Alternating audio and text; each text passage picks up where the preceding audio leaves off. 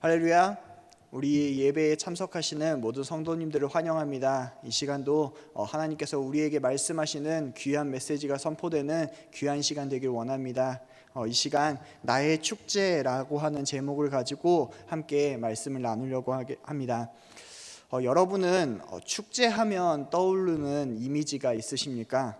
축제하면 떠오르는 이미지는 대부분 신나게 노는 이미지일 겁니다. 어떻게 하면 놀 수 있고 어떻게 하면 재미있을까가 우리가 생각하는 축제일 것이죠.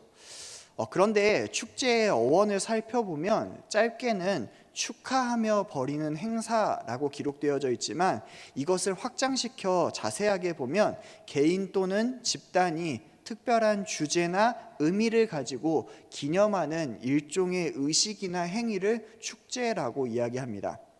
그런데 이러한 의미와는 다르게 우리의 인식 가운데 축제는 대부분 놀고 먹는 인식이 강합니다. 왜 그럴까요? 이것을 축제를 연구하였던 많은 철학가들이 이야기를 했는데요. 축제라고 하는 것은 그 의미를 잃어버릴 때 순식간에 이 의미가 변질되어서 변하게 된다라고 이야기를 합니다. 그러니까 축제에서 만약에 주제를 잃어버리게 되면 이들은 이제 지킬 만한 금기가 없어지게 되고 또한 과도함과 난장특위가 계속해서 벌어지기 때문에 오히려 사람들의 기억에는 이 주제의식보다는 축제라고 이야기하면 난장특위와 과도함이 떠오르는 놀고 먹는 것이 사람의 인식 가운데 남는 이유이다라고 철학가들은 이야기를 하고 있습니다. 많은 사람들이 이 축제를 오해하는 것이 바로 여기에서 드러나게 됩니다. 오늘 우리가 보고 있는 이 학개서에서도 축제라고 하는 것이 등장합니다. 선지서에는 굉장히 독특하게 세 가지의 시대로 구별되면서 우리에게 접근하게 됩니다. 첫 번째로는 포로 이전의 선지자들과 포로 기의 선지자들, 그리고 마지막으로는 포로 이후의 선지자들로 나뉘게 되는데, 학개서를 완전하게 이해하기 위해서는 그 시대가 어디인지를 우리는 알아야 됩니다. 학개는 포로 이후에 등장하는 선지자인데요. 이 학개서를 완전하게 이해하기 위해서는 그 배경이 되는 이 배경 지식을 조금 알아야 합니다. 이 배경 지식을 알아야지만 하나님께서 왜 학개에게 이스라엘 백성들에게 가서 그 메시지를 전하게 하셨고 그 메시지의 뜻이 무엇인지를 분명하게 알 수 있게 되는 것이죠. 먼저 남유다가 멸망하고 바벨론 포로에 끌려갔던 유다 백성들이 이 바벨론을 정복한 페르시아의 고레스 왕에 의해서 70년 만에 귀향을 하게 되었습니다. 문제는 이 고레스가 왜 유다인들을 예루살렘으로 보냈냐라고 하는 문제입니다. 이것을 잘 이야기하는 것은 바로 에스라서입니다. 에스라서 1장 1절에서 2절을 보면 이렇게 이야기하고 있습니다. 바사왕 고레스 원년에 여호와께서 예레미야의 입을 통하여 하신 말씀을 이루게 하시려고 바사왕 고레스의 마음을 감동시키심에 그가 온 나라에 공포도 하고 조서도 내려 이르되 바사왕 고레스는 말하노니 하늘의 하나님 여호와께서 세상 모든 나라를 내게 주셨고 나에게 명령하사 유다 예루살렘에 성전을 건축하라 하셨나니 라고 이야기합니다.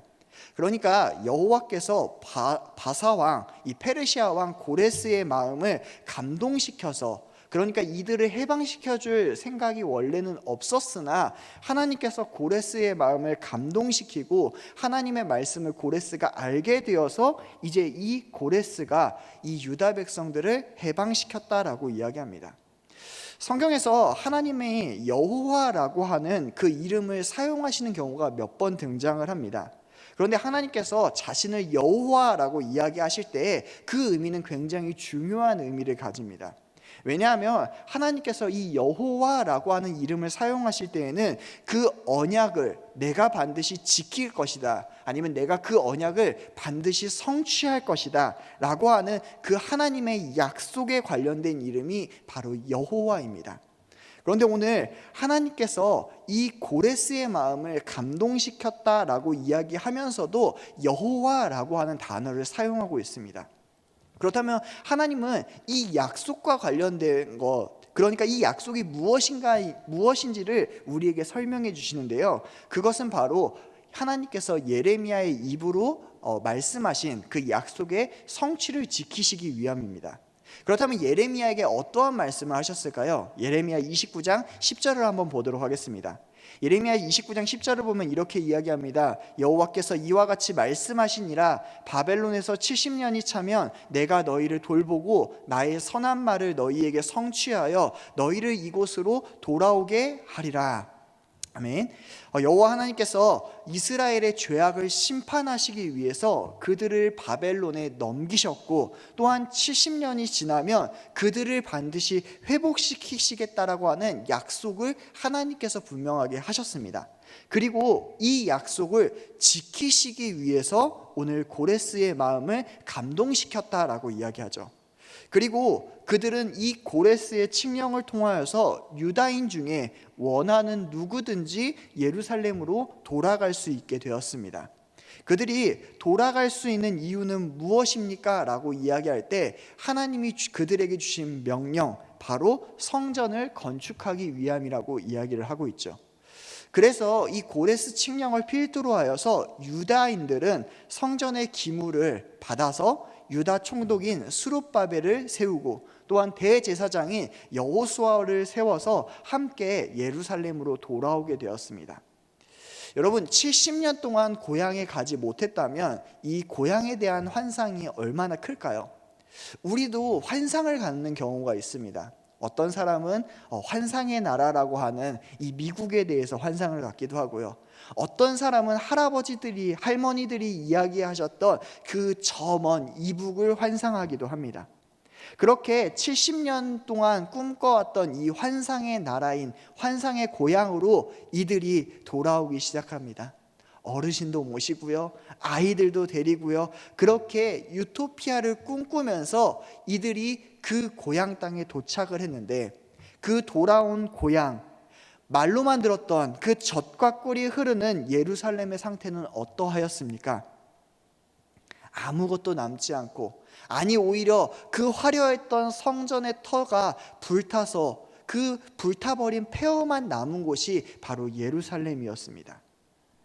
그럼에도 불구하고 이 여호수아와 스룹바벨들은 제사장들과 함께 모여서 그곳을 정리하고 하나님께 제단을 만들어서 그곳에서 하나님께 번제를 드리며 아침과 저녁으로 이 번제가 끊이지 않게 하나님께 예배를 하는 이 70년 만에 예배가 회복되는 사건이 이 에스라에서 일어나게 됩니다.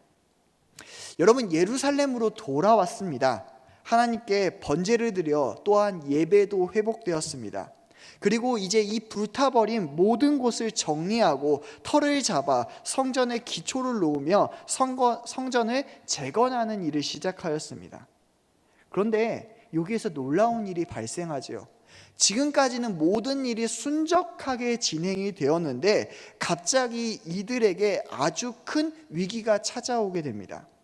그것은 이전에 아수르에게 의해서 자신의 동포였던 북이스라엘 사람들이 이제 혼혈족이 되어서 사마리아인이라고 불리며 그들에게 찾아왔고, 또한 이 사마리아인들과 함께 왔던 주변에 많은 다수의 다른 신을 섬기고 있는 백성들이 그들을 찾아왔습니다. 그리고 이 다른 국가의 사람들과 동포였던 사마리아 사람들은 집요하게 성전 제거를 방해하기 시작하죠. 그들은 성전 재건을 어떻게 방해하기 시작하였습니까? 첫 번째는 그들 옆에서 그들에게 비방을 하고, 두 번째로는 그들에게 뇌물을 주고, 아니 또 자기가 속해 있는 이 페르시아에 뇌물을 줌으로써 이들의 건설을 방해하였으며, 이들이 목재를 수입해 오는 곳에 자신들이 많은 돈을 주어서 목재를 수입하지 못하게 하고, 또한 마지막으로 결정적인 페르시아에 이들을 고발함으로써 모든 일을 중단시키게 만든 것이 바로 이 사람들의 역할이었습니다.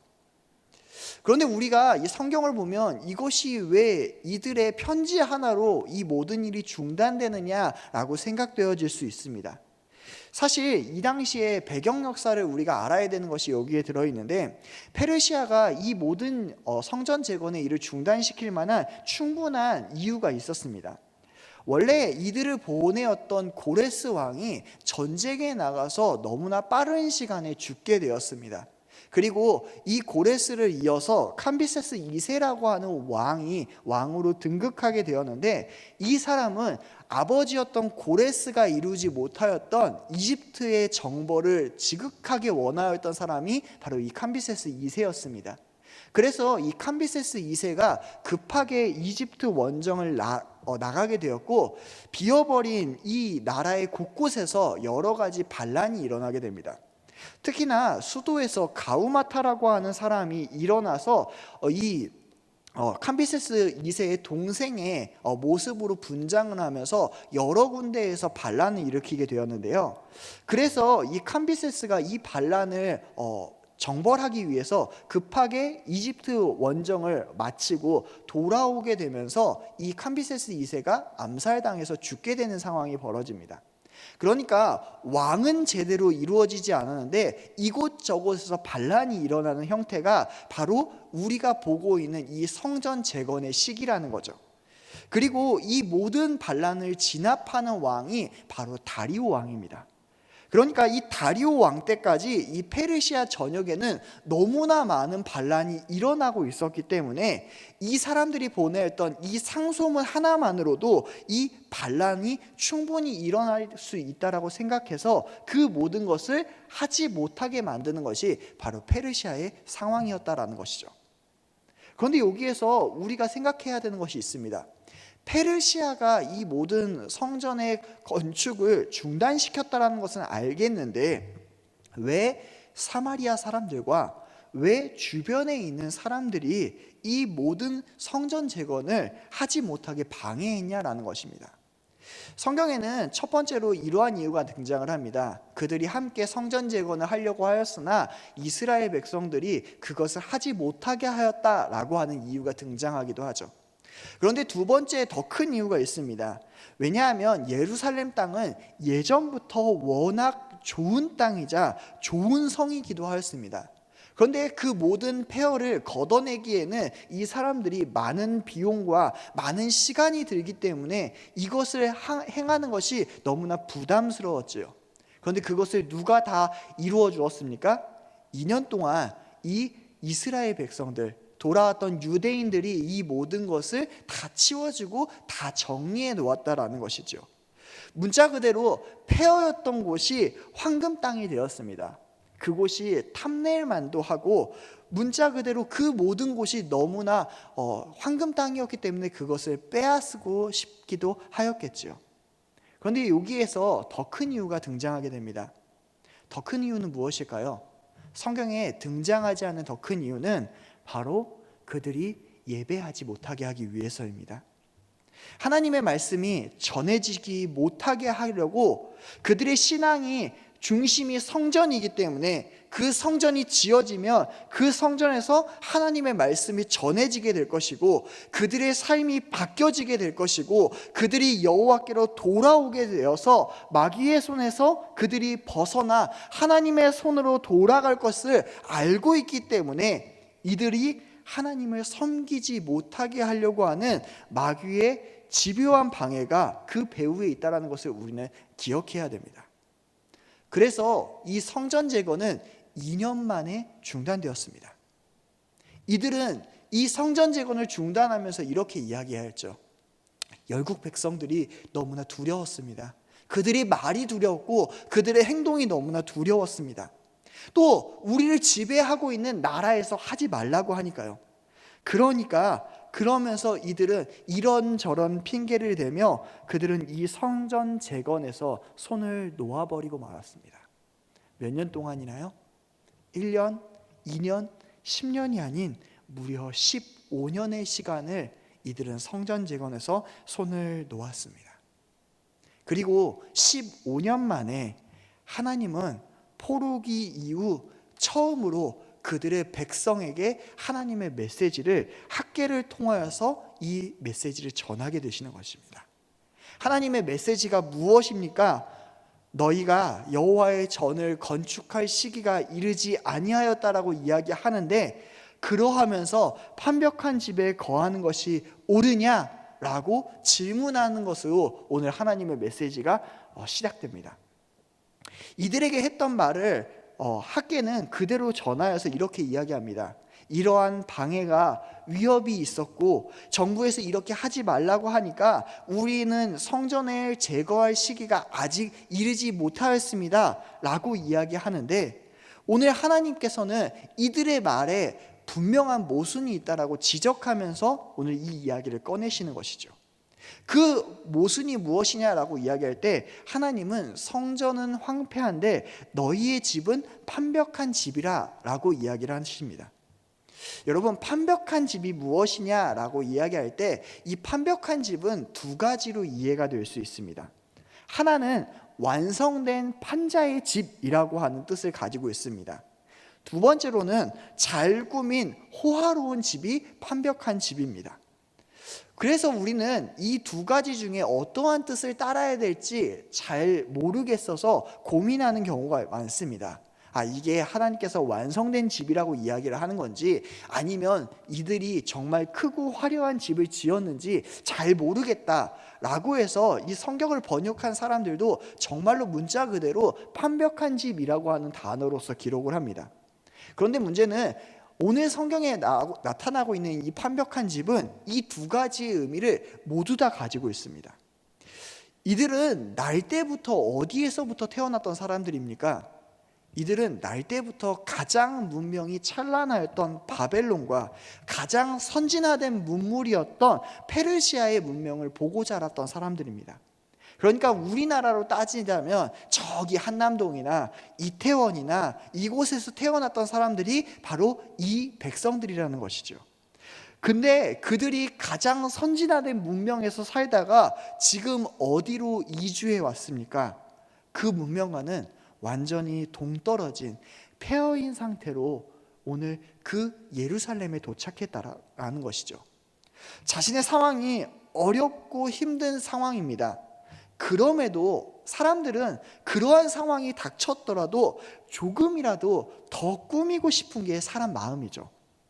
옛말에 노예들이 자랑할 것이 없으면 자신을 묶고 있는 족쇄라도 자랑하기 시작한다라고 하는 말이 있습니다.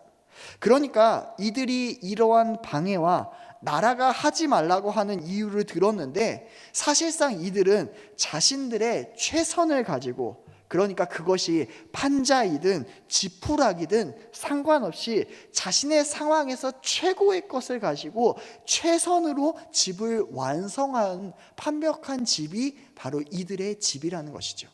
그러니까 그것이 꼭 대리석이어야지만 최고급 집이 아니라 지푸라기들 중에서 최고급이고 판자들 중에서 최고급인 집이 오늘 하나님이 말씀하시는 그 판벽한 집이라는 겁니다. 여러분, 그런데 여기에서 모순이 등장합니다. 그들이 핑계를 댄 이유라면 그들은 집도 지을 수가 없어야 됩니다. 여러분, 이들이 포로로 끌려갔다 돌아온 지 몇 년의 시간이 지났습니까? 무려 85년의 시간이 흘렀습니다. 성전을 기억하는 자들은 아주 노인 계층밖에 남지 않았습니다. 심지어 이방 사람들도, 사마리아 사람들도, 지금 생존하고 있는 유대인들도 그 성전의 모습이 어떠하였는지 가물가물할 것입니다. 그렇다면 이들이 지금 그 상태에서 집을 짓는다라고 생각해 보십시오. 그 대적이었던 사마리아 사람들과 주변 사람들이 그 건축물을 짓는 것을 가만히 놔두겠습니까? 이것이 어떤 건축물인지 모르기 때문에 이 사마리아 사람들과 주변국의 사람들은 동일하게 방해와 위협을 할 것입니다. 또 마찬가지로 페르시아도 성전 건축을 중단했기 때문에 이들이 성전을 건축한다라는 것이 아니라 오늘 성전을 위시한 모든 건설을 중단시켜 버린 것입니다. 그런데 지금 그들은 어디에서 살고 있습니까? 완성된 완벽한 집에서 살고 있다는 것이죠. 여러분, 그러니까 지금 이들이 핑계되어서 성전을 못 짓게 만들었기 때문에 우리는 성전을 지을 수 없습니다 라고 하는 이야기는 모순되었다는 것입니다. 이들이 정말 이들의 방해와 이러한 조건 때문에 성전을 못 지었다면 하나님은 이야기하시는 것이죠. 너희는 지금 완벽한 집에 거할 수 없을 것이라고. 아니 100번 양보해 보겠습니다. 정말로 이 주변 사람들이 성전만 못 짓게 했고 페르시아 사람들이 성전의 건물만 못 짓게 했다라고 칩시다. 여러분이 지금 이 상황에 처할 유다인들이라면 여러분은 그러면 무엇을 하시겠습니까? 페르시아에 상소문이라도 보내야 되지 않을까요? 아니라면 함께 모여서 기도라도 해야 되지 않을까요? 그런데 이들은 15년 동안 무엇을 했습니까? 어떠한 일도 하지 않았습니다.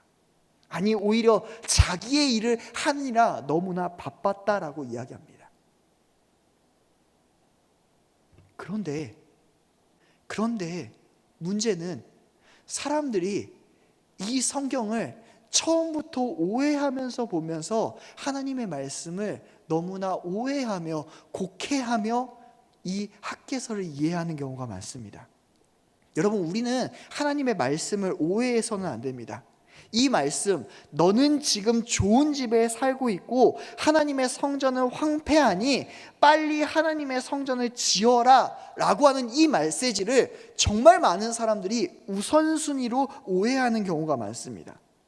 여러분, 이 메시지는 우선순위의 메시지가 아니라는 것을 우리는 기억해야 됩니다. 많은 사람들이 이 메시지를 얼마나 많이 오해했냐면 이 말씀을 오해해서 이상한 말씀이 교회와 이 개신교 가운데 선포된 적이 너무나 많다라는 것이죠. 여러분, 예로부터 이 메시지가 어디에 많이 인용된지 아십니까? 성당이 낡았는데, 교회가 낡았는데, 여러분, 우리는 이렇게 하나님의 집은 버려두고 여러분은 아직도 좋은 집에 살고 계십니까? 빨리 우리는 성당을 건축해야 됩니다. 빨리 우리는 교회를 건축해야 됩니다. 여러분 헌금하십시오. 우리 리모델링 합시다 하는 이상한 설교로, 이상한 메시지로 이 학계를 변질시켜서 이 강단 가운데서 선포하는 그러한 짓거리를 너무나 많이 행해져 왔다는 것이죠. 왜 그렇습니까? 이것을 우선순위로 오해했기 때문입니다. 여러분, 우선순위로 이 메시지를 이해하기 시작하면 이 성경의 학계의 선포와 하나님의 메시지는 마치 하나님이 어린아이와 같이 사람들에게 떼를 쓰는 것과 같습니까? 여러분 보세요. 얼마나 오해하기 쉬운지를. 학개서 1장 6절의 말씀을 한번 보겠습니다. 학개서 1장 6절을 보면 너희가 많이 뿌릴지라도 수확이 적으며 먹을지라도 배부르지 못하며 마실지라도 흡족하지 못하며 입어도 따뜻하지 못하며 일꾼이 삭슬 받아도 그것을 구멍 뚫린 전대에 넣음이 되었더라 라고 이야기합니다. 여러분 보십시오. 우선순위의 문제를 끌고 가면 하나님이 하시는 모든 것을 이렇게 오해할 수 있습니다. 너네 이거 안 해줬어? 내가 너네 망하게 할 거야? 라고 하는 하나님의 정말 유치한 메시지로밖에 보이지 않는다는 거죠. 여러분, 그렇기 때문에 이 메시지를 이렇게 이해해서는 안 된다는 겁니다. 하나님이 지금 우리에게 떼쓰는 사건이 아니라는 것을 우리는 기억해야 됩니다. 그렇다면 이 학계가 주는 이 메시지는 어떠한 것일까요? 하나님의 이 메시지를 이해하기 위해서는 하나님의 말씀을 가지고 와서 이해해야 됩니다. 학계의 말씀을 이해하기 위해서 먼저 선행해서 이해해야 되는 말씀은 아모스의 말씀입니다. 아모스 4장을 한번 보도록 하겠습니다. 이 아모스 4장을 보면 하나님께서 먼저 이렇게 이야기하시는데요. 아모스에서는 하나님은 너희가 내게로 돌아오지 아니하였다 라고 하는 이야기를 반복합니다. 먼저 6절을 보면 이렇게 이야기하고 있습니다. 양식이 떨어지게 하였는데 너희는 내게로 돌아오지 않았다라고 이야기하고요. 8절의 말씀을 보겠습니다. 내가 가뭄으로 너희를 쳤는데도 너희는 나에게 돌아오지 않았다라고 이야기를 하고요. 9절의 말씀을 보면요. 내가 너희에게 곡식을 마르게 하는 열풍과 곤충으로 너희를 쳤지만 너희가 나에게 돌아오지 않았다라고 이야기를 하고요. 10절의 말씀을 한번 보겠습니다. 내가 너희에게 전염병을 보내었으나 너희는 나에게 돌아오지 않았다라고 이야기를 하고요. 11절의 말씀을 한 번 더 보겠습니다. 내가 전쟁으로 너희를 쳤으나 너희는 내게 돌아오지 않았다라고 이야기를 합니다. 여러분, 이 아모스의 메시지가 얼마나 무서운 메시지입니까? 그런데 하나님은 이 메시지를 그대로 학개서에서 이야기하고 있습니다. 학개서 1장 10절에서 11절은 아모스와 동일한 이야기로 하나님이 교훈을 주고 있는 것입니다. 학개서 1장 10절에서 11절 메시지를 보겠습니다. 그러므로 너희로 말미암아 하늘은 이슬을 그쳤고 땅은 산물을 그쳤으며 내가 이 땅과 산과 곡물과 새 포도주와 기름과 땅의 모든 소산과 사람과 가축과 손으로 수고하는 모든 일에 한죄를 들게 하였느니라. 여러분, 학개는 지금 어떠한 것으로 하나님의 메시지를 선언하고 있는 것입니까? 아모스가 그렇게 외쳤던 것처럼 너희가 지금 내가 아무리 외쳐도 너희는 나에게로 돌아오지 않고 있다라고 하는 이 메시지를 선언하고 있는 것입니다. 하나님께서는 솔로몬이 첫 성전을 완성하였을 때 이렇게 이야기하셨습니다. 나의 계명과 법도를 너희가 지키지 않는다면, 그리고 너희가 가서 다른 신을 섬겨 그것을 경배한다면 너희가 금과 은과 갖은 보석으로 치장하는 이 구별된 성전일지라도 내가 그것을 던져버리겠다라고 이야기하셨습니다. 그리고 하나님은 실제로 그것을 아까워하시지 않고 그렇게 던져버리셨습니다. 그리고 하나님은 오늘 학개를 통하여서 이렇게 이야기하시는 거죠. 이 성전이 황폐하였거늘. 이 말씀은요, 구속사적 관점에서 우리는 메시지를 보아야 합니다. 그러니까 이것은 우선순위를 이야기하는 것이 아니라 너희에게 임한 그 메시아의 언약이 황폐해졌다라는 것이죠. 그러니까 너희의 마음의 성전, 그 마음 가운데 있는 하나님과 함께 거하는 그 성전이, 그 심령이 황무지처럼 황폐해져 버렸다라는 것을 이야기하며 너희의 심령의 그 마음의 성전을 다시금 재건하라 라고 하는 메시지를 선언하는 것입니다. 여러분, 그렇다면 성전은 어떤 곳입니까? 성전은 하나님과 교제하는 곳입니다. 많은 분들이 성전은 무엇입니까? 라고 이야기할 때 예배하는 곳입니다 라고 이야기하죠. 맞습니다. 성전은 예배 드리는 곳입니다. 그러나 오직 예배만 드리는 장소는 아닙니다. 왜냐하면 그들이 성전을 짓기 전, 성막을 짓기 전부터 이 모든 백성들은 하나님께 단을 쌓고 예배 드리고 있었습니다. 지금도 그러지 않습니까? 성전은 무너졌고 성막은 존재하지도 않았으나 이들이 그 성전의 터를 다시 재건하여서 단을 쌓고 하나님께 번제를 드리며 예배하지 않았습니까? 하나님이 그 예배를 받으시지 않으셨습니까? 아닙니다. 받으셨죠. 그러니까 성전은 오직 예배만 드리는 곳이 아니라는 것을 우리는 기억해야 됩니다. 성전의 가장 중요한 것은 하나님의 임재의 상징입니다. 그러니까 하나님과 인간이 떨어졌는데 그 하나님이 직접 임재하셔서 그 떨어졌던 인간들과 교제하시겠다라고 하는 그 가장 중요한 메시지가 있는 곳이 바로 성전이라는 것이죠. 저는요, 이 교제를요 조금 다르게 표현하고 싶습니다. 저는 이것을 뭐라고 표현하고 싶냐면 축제라고 표현하고 싶습니다. 인간이 하나님과 만나는 만남의 축제, 인간이 하나님과 함께하는 축제, 인간이 하나님을 드러낼 수 있는 그 축제, 그 축제에는요 예배도 있고요, 그 축제에는요 죄의 고백도 있고요, 그 축제에는요 삶인 하나님과의 동행이 들어있는, 살아있는 기쁨의 축제가 바로 성전입니다. 그런데 사람들은 이 축제를 어떻게 만들었습니까? 여호와를 알고 여호와와 교제하고 여호와만 드러내야 되는데 그 주제를 잃어버렸다는 것이죠. 여러분, 주제를 잃어버린 축제는 어떻게 된다라고 했습니까? 방만함과 난장특위와 자신을 드러내기에 바쁜 것이 축제가 어그러질 때의 모습이라는 것이죠. 여러분, 성경은 이 어그러진 축제를 뭐라고 이야기합니까? 바로 죄라고 이야기합니다. 그러니까 나 여호와의 축제를 나 개인의 축제로 바꾸어 버려서 진정한 주제를 잃어버리게 만든 그 죄를 하나님께서는 분명하게 이야기하는 것이죠. 이 죄를 누가 범했습니까? 아담과 하와가 범했고 우리가 지금도 여전히 범하고 있는 그 죄라는 것이죠. 그런데 하나님은 이것을 누구에게 전하게 하십니까?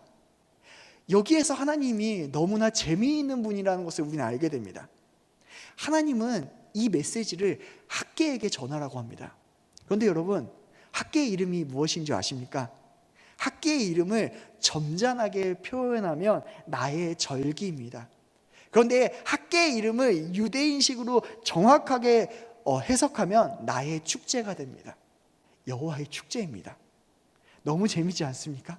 하나님이 나의 축제를 너희가 어그러뜨렸다라고 하는 이 메시지를 여호와의 축제라고 하는 이름을 가진 학개를 통해 선포하는 것입니다. 그러니까 이스라엘 백성들이 이 학개의 이름을 들으면서 기억하라는 것이죠. 너희가 그 축제를 어떻게 하였느냐? 이 하나님의 성전은 황폐하였거늘 너희는 지금 편벽한 집에 거하고 있느냐? 라고 직설적으로 물어보시는 것입니다. 여러분, 교회는 무너지고 타락하고 하나님의 전이라고 이름하고 있는 이 진리의 기둥과 터는 황폐하게 되었는데 너의 심령은, 너는 지금 무엇을 하고 있냐라고 하나님은 물어보고 계시죠. 너는 지금 누구의 축제를 즐기고 있느냐고. 여러분, 하나님의 메시지는 분명하게 선포되었습니다. 무너진 성전을 재건하라. 그것도 너희가 계획한 이 성전이 아니라 내가 계획한 것이니 너희는 가서 회복하기만 하면 된다라고 하셨는데, 교회와 성도들은 눈을 감고 귀를 닫았습니다. 옳지 않다는 것을 알면서 상황이 상황이라 하며 눈을 감아버렸죠. 그렇게 그 주인공을 잃어버렸던 유대인들과 그 주인공을 잃어버렸던 교회들이 어떻게 되었습니까? 편박한 집만 만들고 헛된 것을 모을 뿐이시죠. 현대의 교회는 어떻습니까? 정말 많은 교회들이 진리의 말씀을 찾아볼 수가 없게 되었습니다. 정말 마음이 아픈 거는 청소년들과 청년들이 가장 믿을 수 없는 기관으로 뽑은 제1위의 기관이 교회입니다. 무려 80%가 넘습니다. 교회는 말과 행동이 다른 곳이라고 청소년들과 청년들이 투표를 통하여서 이야기하고 있다는 거죠. 사랑? 웃기지 마. 거기는 사랑은 1도 없는 곳이야 라고 지금의 다음 세대들이 교회를 이렇게 생각하고 있다는 것입니다. 세상에 어떤 그 타락해버린 집단들보다 더 더러운 강도의 구렬이 되어버렸는데, 강단에서는 하나님의 말씀을 하나님의 이름으로 팔고는 있지만 진정으로 하나님의 메시지를 선포하는 곳은 너무나 적게 되었습니다. 그저 예수의 이름을 팔기만 하면 되고, 그 하나님의 이름을 팔아서 어떻게든 자기의 건물과 돈과 사람들을 채우려고 하는 물질 만능주의의 신학이 교회를 지배해버리고 말지 않았습니까?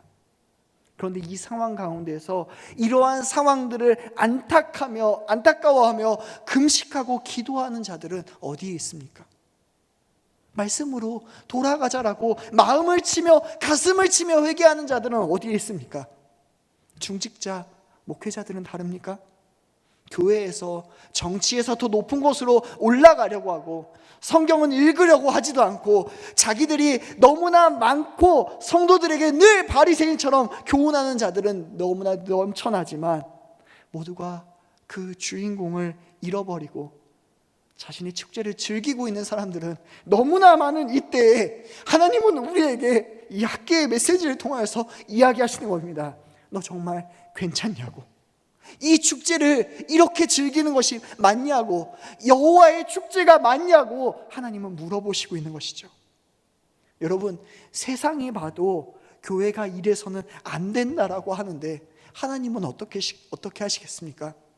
하나님은 이 모든 상황을 보고 말라기를 통하여서 누가 제발 이 성전문을 닫을 자가 있었으면 좋겠다라고 고백하시기도 하셨습니다. 여러분, 이것은 코로나 때문에 교회의 문이 닫혀서가 아닙니다. 우리 스스로가 교회인데 교회는 여전히 기도하는 자가 없습니다. 말씀으로 돌아가는 자가 없습니다. 그러면서 우리는 이렇게 이야기하지 않습니까? 아직은 성전의 재건의 때가 이르지 않았다고. 여러분 정말 그렇습니까? 그런 교회, 하나님이 없는 교회가 어떤 줄 아십니까? 학개가 말합니다. 학개서 1장 9절의 말씀입니다. 너희가 많은 것을 바랬으나 도리어 적었고 너희가 그것을 집으로 가져갔으나 내가 불어버렸느니라. 나 만군의 여호와가 말하노냐 이것이 무슨 까닭이냐. 내 집은 황폐하였으되 너희는 각각 자기의 집을 짓기 위하여 빨랐습니다. 여러분, 떼쟁이 하나님이 아닙니다.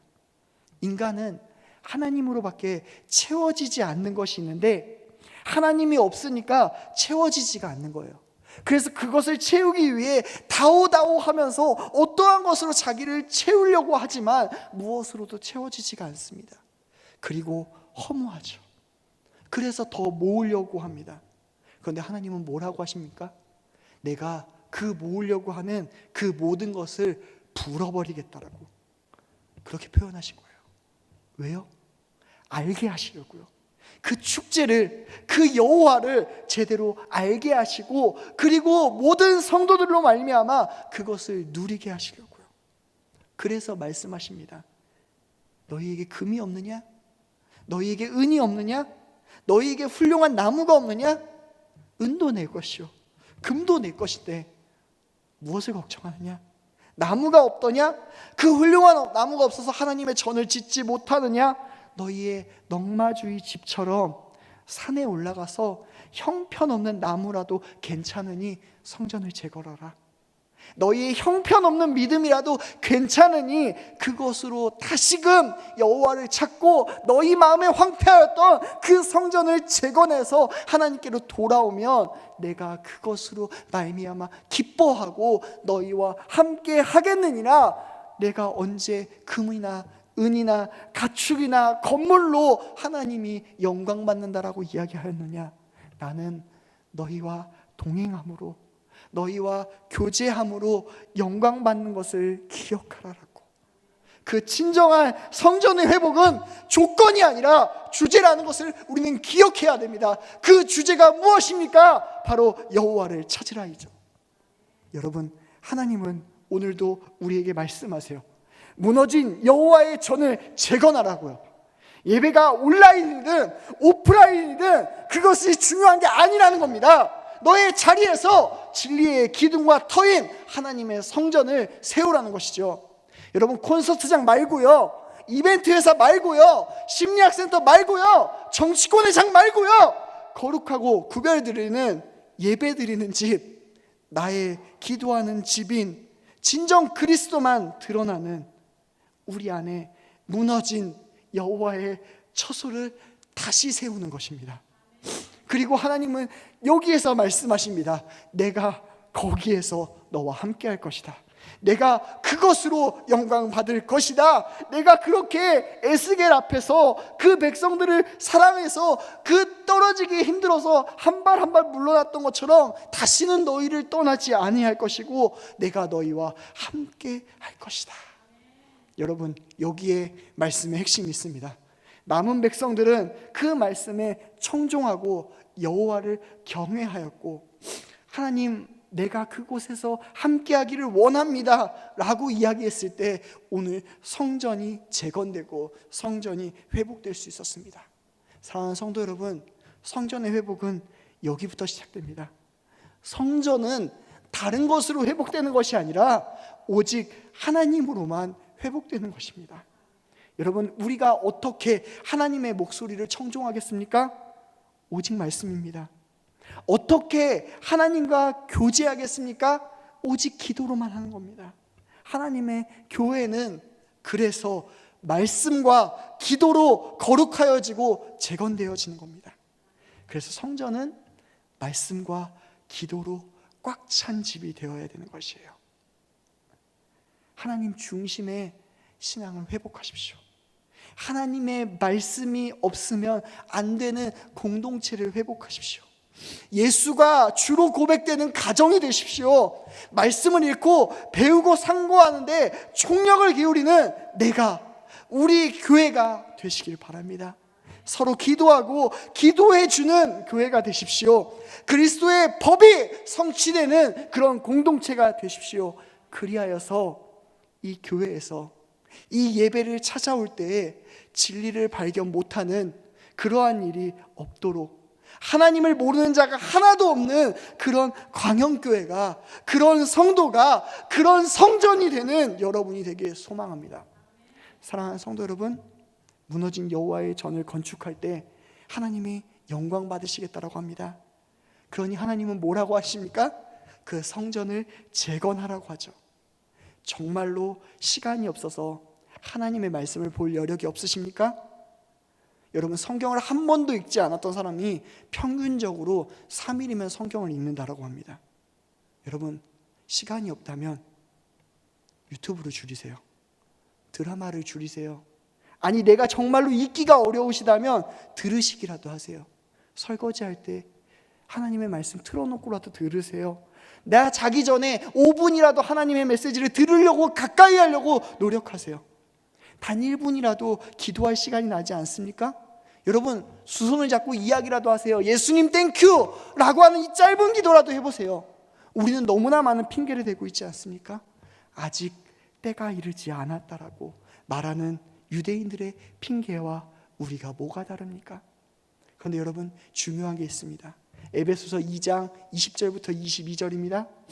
너희는 사도들과 선지자들의 터 위에 세우심을 입은 자라. 그리스도 예수께서 친히 모퉁이 돌이 되셨느니라. 그의 안에서 건물마다 서로 연결하여 주 안에서 성전이 되어가고, 너희도 성령 안에서 하나님이 거하실 처소가 되기 위하여 그리스도 예수 안에서 함께 지어져 가느니라.